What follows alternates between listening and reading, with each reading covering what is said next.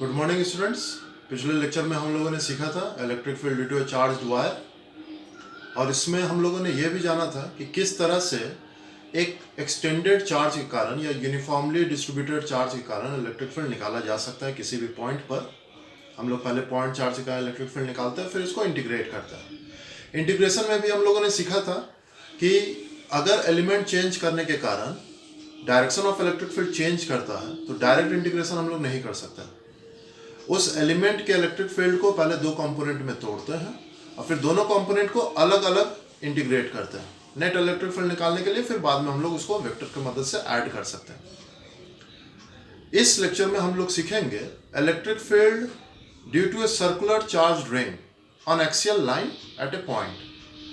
किसी axial line पर, एक चार्ज रिंग के एक्सियल लाइन पर किसी पॉइंट पर कितना इलेक्ट्रिक फील्ड होता है, इस लेक्चर में हम लोग आज सीखेंगे। तो चलिए आज का लेक्चर स्टार्ट करते हैं। तो आज का टॉपिक है हमारा electric field due to circular charge ring on axial line. तो सर्कुलर चार्ज रिंग के बारे में अगर बात करें तो ये हमारा एक सर्कुलर रिंग है, इस पर चार्ज डिस्ट्रीब्यूट कर देते हैं। Let Q charge is distributed over a circular ring of radius r. The linear charge density lambda equals can be written as total charge per unit length. So here length is the circumference of the ring, so length will be 2 pi r, which is circumference of the ring. Now if we draw an axial line, if we have to draw an axial line, what is an axial line? It is a line perpendicular to the plane of the circular coil and passing through the center of the ring, perpendicular to the plane of the ring and passing through center of the ring, like this. Now we have to find the electric field at any point on this axial line. Now if we have to redraw, we can redraw it as like this. Suppose this is circular ring of radius r, capital R. This is the axial line. Now at any point P, suppose at any point P, at a distance x from the center O, we have to find electric field. Let plus q charge is distributed over this ring. Now to calculate electric field, we have to first find electric field due to a point charge. Now let us take an element of length dl. Now this element must have charge dq, which can be written as lambda dl, where lambda equals q by 2 pi r. So dq can be written as q by 2 pi r into dl. Now electric field due to this point charge at point P can be written as electric field due to this point charge at point P, dE equals k dq by, let this distance be r. From dq to point P, let distance be r. So dq by r square. And electric field can be, direction of electric field can be given as along the line outward, as it is positive. So along the line outward, this is our dE. Now in place of dq, we can write q by 2 pi r into dl, and in place of r can be written as under root r square plus x square. R square equals r square plus x square. Now this is our electric field due to a small element of length dl. Now if we change the element, now we have to integrate this electric field. For integration, we have already taught that if we change the element and if the direction of electric field will change, then we have to integrate in a different manner. We have to break the electric field into components and we have to integrate the components, not the electric field. अगर element के change करने के कारण electric field का direction change करता है तो हम लोग को कंपोनेंट्स में इसको तोड़ करके इंटीग्रेट करना होगा, कंपोनेंट्स को इंटीग्रेट करना होगा, ना कि इलेक्ट्रिक फील्ड को। अब अगर डी क्यू एलिमेंट नीचे ले लेते हैं, डी क्यू एलिमेंट अगर नीचे ले लेते हैं सपोज यहाँ पर डी क्यू एलिमेंट, तो इस डी क्यू एलिमेंट के कारण जो इलेक्ट्रिक फील्ड होगा इस तरह से दिखलाया जा सकता है। तो इस इलेक्ट्रिक फील्ड का भी कंपोनेंट्स हो सकता है। चलिए इस इलेक्ट्रिक फील्ड का पहले कंपोनेंट्स हम लोग ब्रेक करते हैं। मान लेते हैं ये थीटा, तो डी ई का एक कंपोनेंट ये भी थीटा हो जाएगा, डी ई का एक कंपोनेंट हो जाएगा डी ई कॉस थीटा, और एक कंपोनेंट नीचे होगा डी ई साइन थीटा। अब जो नीचे डी क्यू एलिमेंट कंसिडर किया गया था उसका अगर कंपोनेंट्स ब्रेक करें तो उसका भी एक component D E cos theta along the axis और डी साइन थीटा ऊपर की तरफ होगा। D sine theta being equal and opposite will be cancelled out, ये दोनों कैंसिल आउट हो जाएंगे, सिर्फ डी कॉस थीटा ही बचेगा।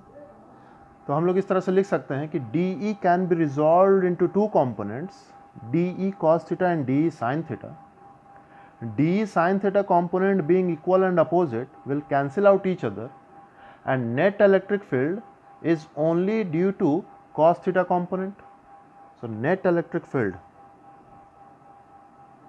E net electric field equals integration dE cos theta। Value put करते हैं, dE के जगह पर लिखा जा सकता है K Q बाय K का मतलब Coulomb's constant 1/4 pi epsilon naught, इसका वैल्यू होगा 2 pi r dl by r square plus x square. अच्छा कॉस थीटा के बदले में लिखा जा सकता है, अगर हम लोग एलिमेंट को चेंज करेंगे तो ये थीटा एंगल चेंज नहीं होगा, तो कॉस थीटा एक कांस्टेंट क्वांटिटी है। कॉस थीटा के बदले में लिखा जा सकता है b बाई एच, b मतलब x और h मतलब r, और r के बदले में लिखा जा सकता है under root r square plus x square. तो कॉस थीटा के बदले में लिखा जा सकता है b by h under root r square plus x square. जो कांस्टेंट टर्म है उसको बाहर निकाल सकते हैं हम लोग, तो k q bye 2 pi r, ये x भी कांस्टेंट है क्योंकि एलिमेंट के चेंज करने के कारण सेंटर से पॉइंट p का दूरी चेंज नहीं होगा, x चेंज नहीं होगा, तो x को भी निकाल सकते हैं बाय, इसका पावर 1 है और इसका पावर 1/2, रूट का पावर 1/2 होता, इसको लिखा जा सकता है r square plus x square whole to the power 3/2 into d L का इंटीग्रेशन का लिमिट, तो डी एल छोटा सा एलिमेंट डी एल, तो 0 से कंप्लीट सर्कल मारेगा तो सरकमफरेंस 2 पाई आर, तो डी एल इंटीग्रेशन का लिमिट होगा 0 से 2 pi R. K Q by 2 pi R whole multiplied X by are square plus x square whole to the power 3/2। D L का integration L, upper limit minus lower limit, value put करेंगे 2 pi R minus 0, 2 pi R minus 0 तो 2 pi R, 2 pi R 2 pi r cut जाएगा, तो expression जो आया हमारा k q by are square plus x square whole to the power 3/2 into x. अगर हम लोग के का वैल्यू पुट कर दें तो ई नेट इक्वल्स आ जाएगा 1/4 pi epsilon nought q by are square plus x square whole to the power 3/2 into x. तो ये हमारा मैग्नीट्यूड का फॉर्मूला निकल आया। तो इस टॉपिक में हम लोगों ने सीखा electric field due to circular charge ring के कारण एक्सियल लाइन पर कितना इलेक्ट्रिक फील्ड होगा। अब ये electric field along the axis ही होने वाला है, सिर्फ कॉस थीटा कंपोनेंट ही बच रहा है, अलोंग द एक्सिस होगा। तो मैग्नीट्यूड का फॉर्मूला हमारे पास आ गया। फॉर्मूला एकदम अच्छे से याद होनी चाहिए, k Q by r square plus x square whole to the power 3/2 into x. सारा टर्म भी क्लियर है हम लोग को। अब डायरेक्शन के बारे में अगर बात की जाए तो डायरेक्शन पता करना बहुत ही आसान है, बस आपको हल्का सा कंसेप्ट होना चाहिए। अगर पॉजिटिव चार्ज रिंग है हमारे पास, हम लोग एक एक्सियल लाइन ले लेते हैं, ये एक्सियल लाइन ले लेते हैं, कोई भी पॉइंट मान लेते हैं P और इधर मान लिए Q। अब जैसा कि हम लोग जानते हैं कि पॉजिटिव चार्ज के कारण किसी भी पॉइंट पर इलेक्ट्रिक फील्ड बाहर की तरफ होता है और नेगेटिव चार्ज के कारण किसी भी पॉइंट पर इलेक्ट्रिक फील्ड अंदर की तरफ होता है। चूँकि ये पॉजिटिव चार्ज है तो P पॉइंट पर जो इलेक्ट्रिक फील्ड होगा वो बाहर की तरफ होगा, तो इलेक्ट्रिक फील्ड यहाँ पर दिखला दिया गया बाहर की तरफ। तो ये हमारा electric field, net electric field along the line outward. अब अगर हम Q पॉइंट पर इलेक्ट्रिक फील्ड के बारे में बात करें तो पॉजिटिव चार्ज के कारण बाहर की तरफ, मतलब इलेक्ट्रिक फील्ड बाहर की तरफ। तो इधर इलेक्ट्रिक फील्ड का डायरेक्शन हो जाएगा towards right, along the axis towards right, और इधर along the axis towards left. उस तरह से अगर नेगेटिव चार्ज के बारे में बात करें, negative charge distributed over the ring, फिर से एक्सियल लाइन लेता है, पॉइंट लेता है, P Q R और S पॉइंट ले लेता है। नेगेटिव चार्ज के कारण इलेक्ट्रिक फील्ड इनवर्ड होता है, तो R पॉइंट पर इलेक्ट्रिक फील्ड अंदर की तरफ होगा, R पॉइंट पर इलेक्ट्रिक फील्ड अंदर की तरफ, और S पॉइंट पर भी इलेक्ट्रिक फील्ड अंदर की तरफ, तो अंदर की तरफ इसी तरह से दिखलाया जा सकता है।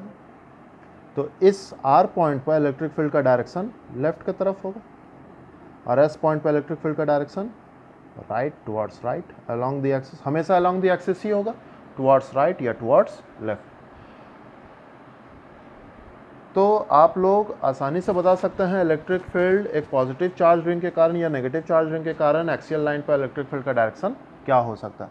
जैसा कि देख सकते हैं, अगर हम लोग P पॉइंट से Q पॉइंट की तरफ बढ़ रहे हैं तो इलेक्ट्रिक फील्ड का डायरेक्शन राइट से लेफ्ट की तरफ हो जा रहा है, मतलब डायरेक्शन भी अपोजिट हो जा रहा है जब हम लोग पॉजिटिव डायरेक्शन से नेगेटिव डायरेक्शन की तरफ। अगर इसको ओरिजिन मान लिया जाए तो ओरिजिन के राइट पॉजिटिव हो जाएगा, ओरिजिन के लेफ्ट नेगेटिव हो जाएगा, तो हमारा डायरेक्शन भी इलेक्ट्रिक फील्ड का चेंज हो जाता है। तो इसके बेसिस पर ग्राफ भी बनाया जाता है, ग्राफ हम लोग सीखेंगे।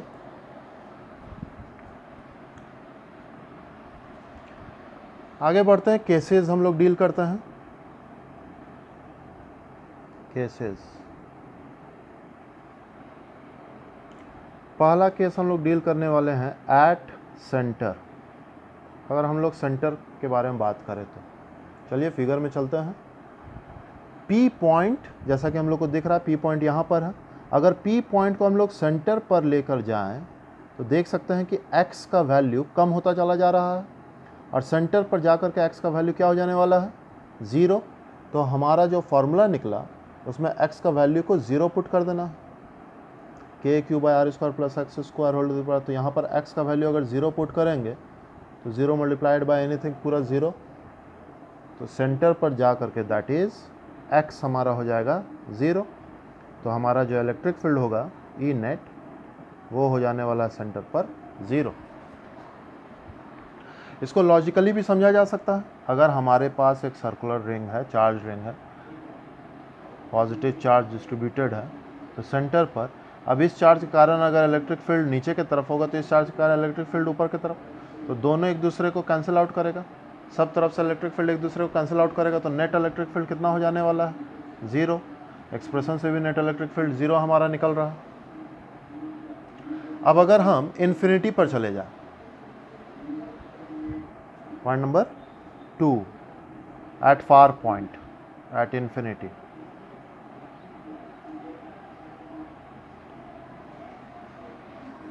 Far point at infinity. तो अगर हम लोग इन्फिनिटी पे चले जाएं तो x का वैल्यू यहाँ पर इन्फिनिटी, तो यहाँ पर x का वैल्यू इन्फिनिटी नहीं पुट करके यहाँ पर x का वैल्यू इन्फिनिटी पुट कीजिए, तो r प्लस इन्फिनिटी इन्फिनिटी, तो नीचे में जब इन्फिनिटी आ रहा है तो anything divided by infinity equals 0, तो यहाँ पर इलेक्ट्रिक फील्ड इन्फिनिटी पर भी 0 हो रहा है। इसको अच्छे से समझिएगा, x क्या हो गया, x हो गया इन्फिनिटी। डाउट हो तो ज़रूर पूछिएगा। तो सेंटर पर भी इलेक्ट्रिक फील्ड 0 है, इन्फिनिटी पर भी इलेक्ट्रिक फील्ड 0, जैसा कि हम लोग सीख रहे हैं। सेंटर पर भी इलेक्ट्रिक फील्ड 0 आया, इन्फिनिटी पर भी इलेक्ट्रिक फील्ड 0 है। तो इसका अगर ग्राफ बनाया जाए, सेंटर पर भी इलेक्ट्रिक फील्ड 0, इन्फिनिटी पर भी इलेक्ट्रिक फील्ड 0, तो ज़रूर कहीं ना कहीं जब हम लोग आगे बढ़ेंगे, सपोज़ कीजिए कि अगर हम लोग सेंटर से आगे बढ़ रहे हैं, तो इलेक्ट्रिक फील्ड का वैल्यू कुछ ना कुछ होगा यहाँ पर। अगर हम सेंटर पर आ रहे हैं तो 0 है, इन्फिनिटी पे जा रहे हैं तो 0 है, मतलब बीच में ऐसा कोई पॉइंट होगा जहाँ पर इलेक्ट्रिक फील्ड एक बार मैक्सिमम होकर के फिर घटना शुरू होगा।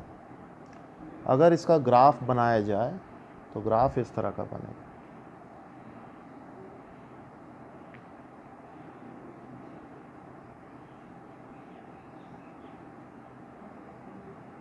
इस तरह का कोई ऐसा पॉइंट है जहाँ पर इलेक्ट्रिक फील्ड आपका मैक्सिमम होने वाला। ये आपका इलेक्ट्रिक फील्ड रिप्रेजेंट कर रहा है ई, वाई एक्सिस आपका इलेक्ट्रिक फील्ड रिप्रेजेंट कर रहा है, एक्स एक्सिस आपका एक्स रिप्रेजेंट कर रहा है। ये कोई पॉइंट है जहाँ पर इलेक्ट्रिक फील्ड आपका मैक्सिमम होने वाला है, ई मैक्स। तो कितना दूरी होगा, ये दूरी कितना होगा कि वहाँ पर इलेक्ट्रिक फील्ड मैक्सिमम होगा। ग्राफ सबको समझ में आ गई होगी। सेंटर पर, यह हमारा सेंटर है, ओरिजिन, सेंटर पर इलेक्ट्रिक फील्ड 0 है, इन्फिनिटी पर इलेक्ट्रिक फील्ड 0 है। तो सेंटर से जब हम लोग आगे बढ़ेंगे तो इलेक्ट्रिक फील्ड कुछ ना कुछ होगा, और फिर इलेक्ट्रिक फील्ड घट करके 0 हो जा रहा, मतलब बीच में कोई ऐसा पॉइंट है जहाँ पर इलेक्ट्रिक फील्ड मैक्सिमम होगा। तो इसका ग्राफ इस तरह से बन रहा है। तो इस डिस्टेंस को निकालने के लिए किस पॉइंट पर इलेक्ट्रिक फील्ड मैक्सिमम होता है, इसका एक तरीका है, क्लास 11 में भी आपको बताया गया है। हमारे पास जो एक्सप्रेशन है E equals k Q x by are square plus x square whole to the power 3/2। तो E वेरिएबल है, E डिपेंड कर रहा है किस पर, x पर। तो E को हम लोग डिफ्रेंशिएट कर देंगे x के रिस्पेक्ट में, E को हम लोग डिफ्रेंशिएट कर देंगे x के रिस्पेक्ट में, और मैक्सिमम पर dE/dx का वैल्यू क्या हो जाने वाला है, 0 एट मैक्सिमा। अगर ध्यान में नहीं है तो इसको समझ लीजिए कि मैक्सिमम पर अगर हम लोग डिफ्रेंशिएट करेंगे तो मैक्सिमा पर डिफ्रेंशिएशन का वैल्यू हो जाने वाला है 0। तो अब इस पार्ट को हम लोग को डिफ्रेंशिएट करना है, dx K Q x by are square plus x square whole to the power 3/2 means u by v का डिफ्रेंशिएशन। तो के क्यू को बाहर ले लेते हैं, एक बार R square plus x square whole to the power 3/2 into differentiation of x minus फिर से के क्यू, इस बार x को बाहर ले लेते हैं, d d x of 1/r square plus x square whole to the power 3/2। By में कुछ भी होगा तो वो इक्वल टू 0 ही हो जाएगा, तो उसको रहने देते हैं। के क्यू भी कॉमन लेकर के उधर 0 कर सकता है। इधर x का डिफ्रेंशिएशन 1, तो इधर बचेगा 1/r square plus x square whole to the power 3/2 minus k q, यहाँ पर बचेगा x, r square plus x square का डिफ्रेंशिएशन। इसको आप इस तरह से समझिए, आसानी के लिए r square plus x square को जब डिफ्रेंशिएट करते तो इसको एक टी मान लीजिए, और चूँकि इस पर पावर 3/2 है तो टी पर भी पावर 3/2 ले लीजिए। अब इसको अगर डिफ्रेंशिएट करेंगे d d t of t whole to the power 3/2 तो nx raise to n minus 1, तो चूँकि बाई में है तो ऊपर जाएगा तो माइनस हो जाएगा -3/2 तो -3/2 into t to the power -3/2 -1 -3/2 t to the power -5/2। तो इसको लिखा जा सकता है -3/2 into 1/t to the power 5/2। अच्छा, t to the power t के बदले में माने थे हम लोग r square plus x square, तो लिखा जा सकता है -3/2 into 1/r square plus x square.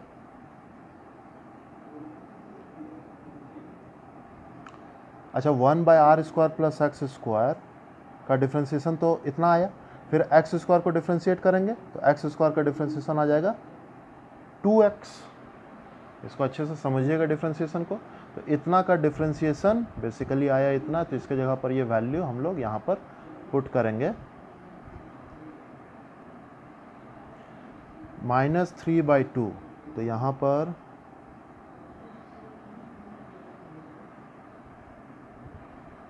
-3/2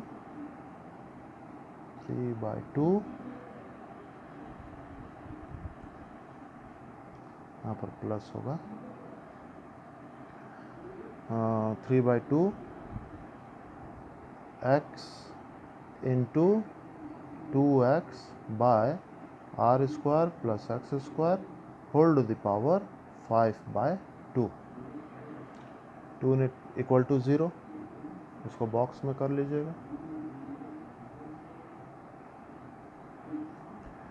2 ने 2 को मार दिया, 3x square 1/r square 1/r square plus x square whole to the power 3/2 minus 2x square by are square plus x square whole to the power 5/2।